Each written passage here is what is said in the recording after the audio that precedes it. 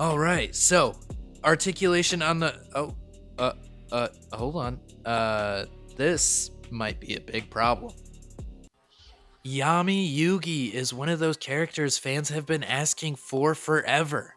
Yu-Gi-Oh is iconic and it's always been underrepresented when it comes to high-end articulated figures. So when Bandai announced this figure, the expectations were high, especially at this price point. And this isn't your standard anime figure. It is fighting for a spot against Dragon Ball and Naruto. So today we are going to see if it can stand with them.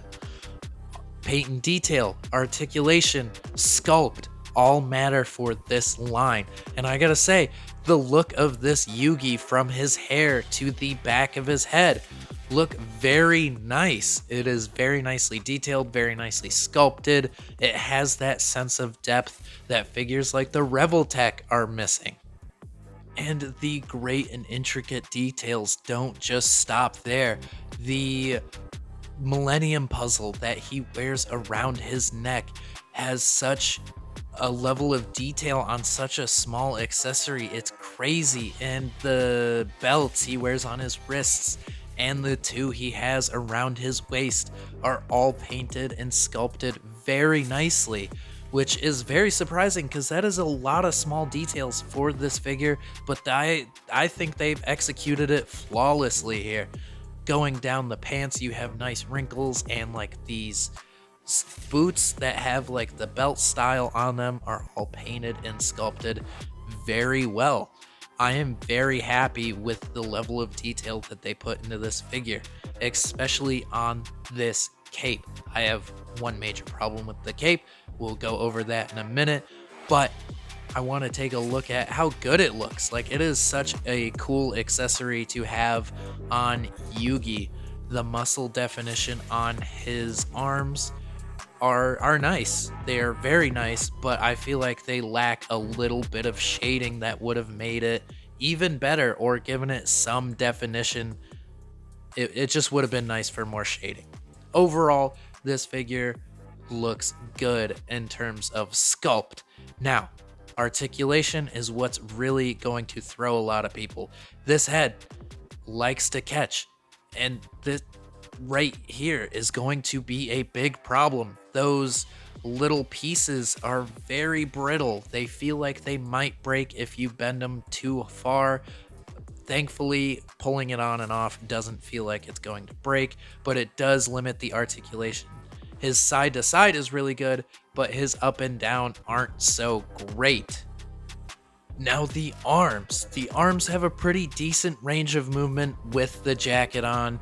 You know, these jacket pieces articulate, so you can move the arms just a little bit forward and back. I like how they give the jacket articulation. I do wish on this particular figure it was soft goods. Now, like I said, I have a problem with this cape, and we'll go over it in a minute.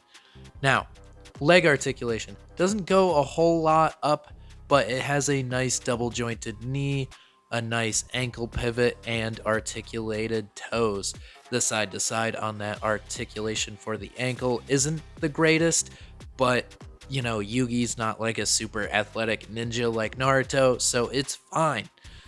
As for the other side, it's exactly the same. I'm not gonna go over it. The hair, though, it interferes with this cape, and let me get a close-up to show you exactly what I'm talking about. This nub, if you want to articulate the jacket, it's gonna fall off. It bothers me. That nub needs to be at least a little bit longer to make this whole like movement of the jacket necessary, because it just falls right off just like that. It doesn't catch, it doesn't hold, but this piece does come off to allow for some better articulation in the head and the arms. If you take that piece off, which just plugs right in, the arms can do a full 360. The hair does get in the way a little bit. If you move his head out of the way, you can get that full range of movement. But for accessories, he comes with a lot of accessories. He comes with 4 different faceplates, which are very nice. So he comes with his standard blank expression. He comes with a yelling face, a smirking face, a surprised face, and even like the the Pharaoh face. These cards for the hands are really small, but are really intricately detailed. I think it's crazy how much detailing is on these cards despite how small they are. And most of these hands are only slight variations. He does have this 4 card holding hand. I think this is one of the best hands in this set. But if you get to like the regular hands, he's got a pointing hand. There's like a splayed out hand here. And then the next one's going to be a slightly more open splayed out hand. There isn't a whole lot of difference. The fingers are just closer together. I'm not sure why they didn't give us like fisted, or they did give us fisted hands.